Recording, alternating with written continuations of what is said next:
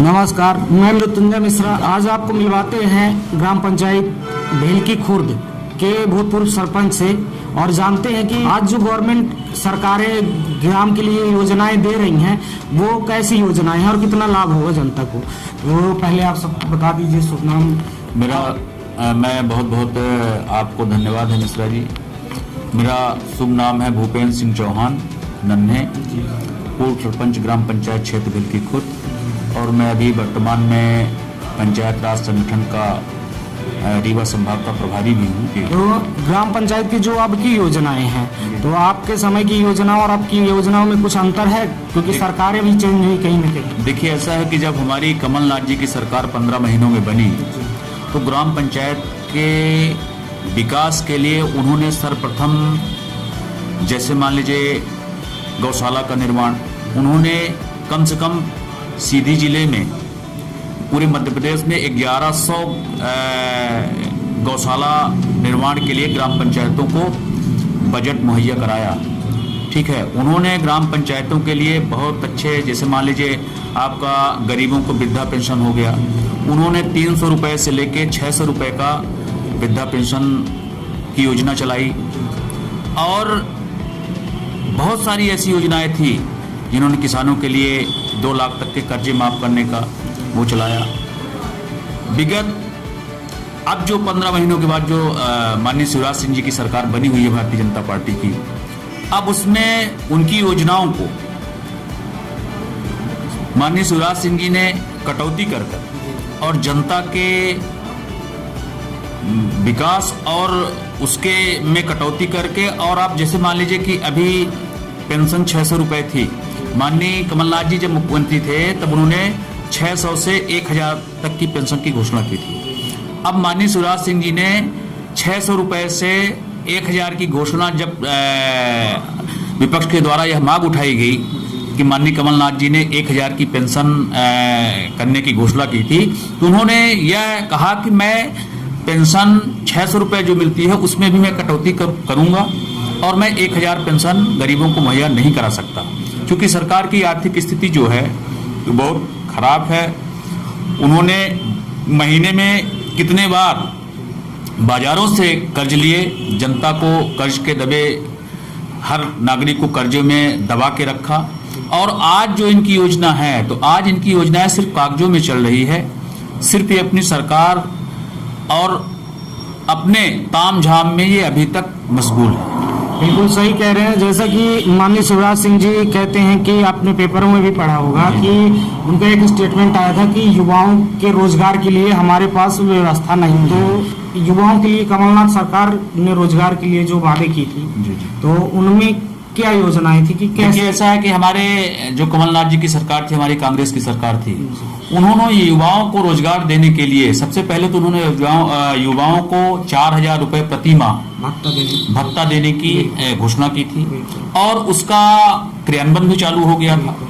और उन्होंने युवाओं को रोजगार देने के लिए मध्य प्रदेश में जितनी भी, चाहे वो प्राइवेट उद्योग हो चाहे वो गवर्नमेंट उद्योग हो, उन्होंने एक नियम निकाला था, एक रूल बनाया था कि मध्य प्रदेश के ही युवा हमारे रोजगार पाएंगे, किसी अन्य स्टेट से बाहर के लोग मध्य प्रदेश में रोजगार उपलब्ध नहीं कराएंगे। हम मध्य प्रदेश के युवाओं को ही मध्य प्रदेश में रोजगार देंगे। लेकिन अब जो भारतीय जनता पार्टी की सरकार बनी है, युवाओं का शोषण कर रही है।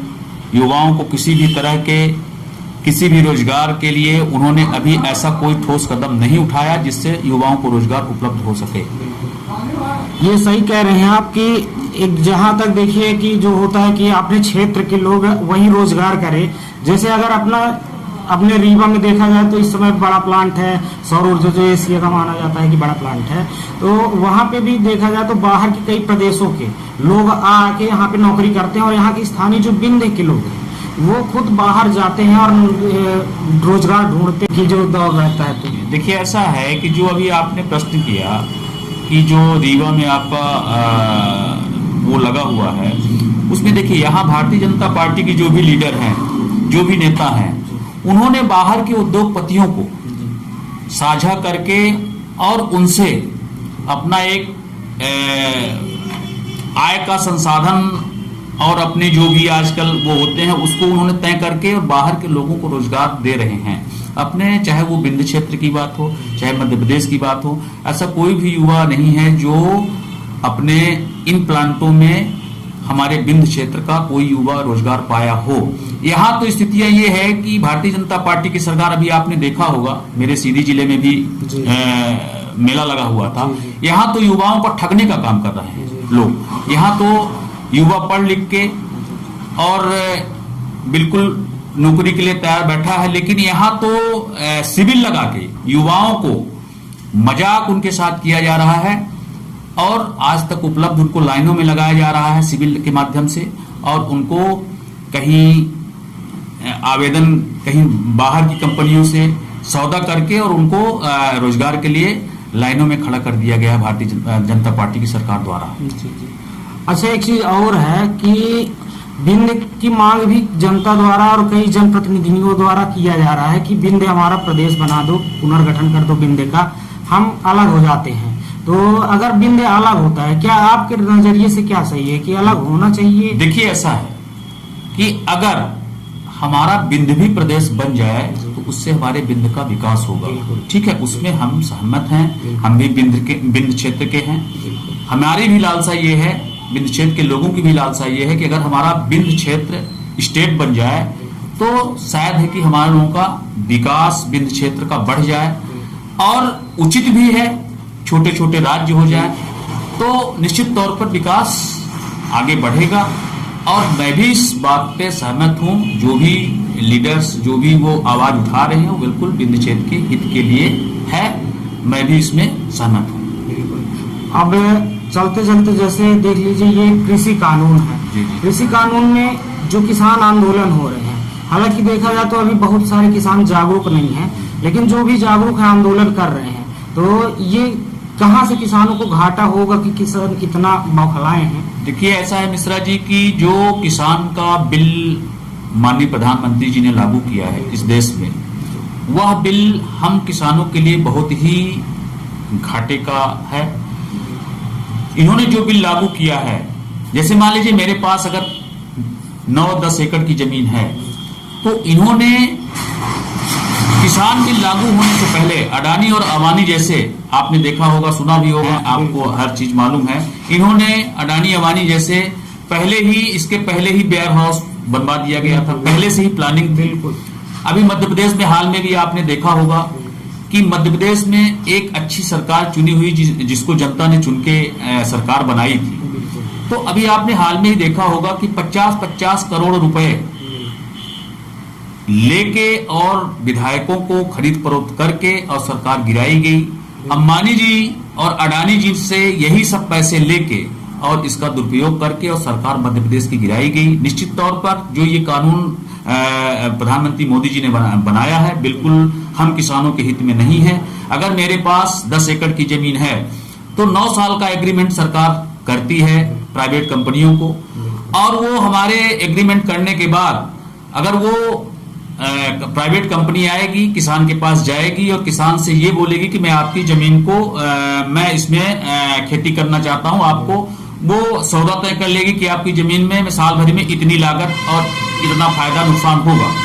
और इसके बाद वह कंपनी, मतलब जो भी प्राइवेट कंपनी है, हमारे जमीन में वो लोन ले सकते हैं, हमारे इच्छा के विपरीत उनको पूरा अधिकार रहेगा। और इसका निराकरण तहसीलदार, एसडीएम और माननीय कलेक्टर महोदय के उसमें ऐसा कानून उन्होंने प्रावधान बना दिया है कि वहां निर्णय होगा। जब किसान जाएगा कि मुझे जमीन अपनी किसी भी समस्या के कारण मुझे अपनी जमीन देना है, बेचना है, तो तहसीलदार द्वारा यह कहा जाएगा कि आपकी जमीन में कंपनी ने, प्राइवेट कंपनी ने लोन लिया है, इसको आप चुकाने के बाद ही आप इस जमीन को बिक्री कर सकते हैं। तो निश्चित तौर पर हम किसानों के लिए बहुत ही दुखद कानून है। अगर यह कानून पारित रहेगा तो इससे किसानों को बहुत, मध्यम वर्गीय परिवार और किसानों को बहुत ही बड़ा नुकसान होगा। बिल्कुल, जैसे कहावत है कि जो अमीर है वो और अमीर होता जाता है और गरीब है तो वो गरीब होता जाता है। हम आपको बता दें कि जब सीधी में आप लोग, बहुत सारे लोग देखे रहे होंगे पहले, कि गायों की बड़ी समस्या रहती थी, मैंने कई बार आप लोगों को दिखाया भी है, लेकिन एक चीज का फायदा हुआ कि जब कमलनाथ सरकार आई, गांवों के लिए गौशाला लेके आई, एक नई योजना थी।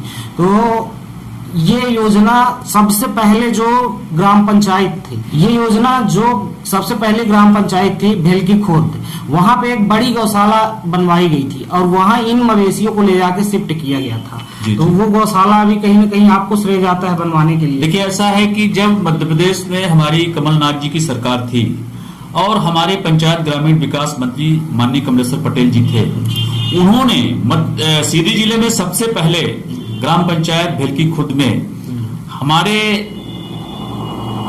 मतलब निवेदन करने पर उन्होंने मुझे सबसे पहले जिले में स्वीकृति दी और 53 लाख की लागत में वो गौशाला का निर्माण हुआ और उसका लोकार्पण भी माननीय मंत्री जी द्वारा कराया गया। आज वह गौशाला बनी है।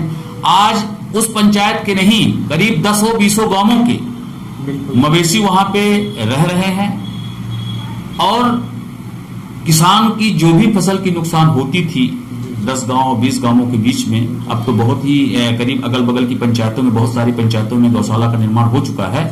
उससे किसान राहत महसूस कर रहे हैं और जो गौ माताओं की हत्याएं होती थी, रोड में हर जगह होती थी, उससे भी हमारी गौ माता भी सुरक्षित हो गई।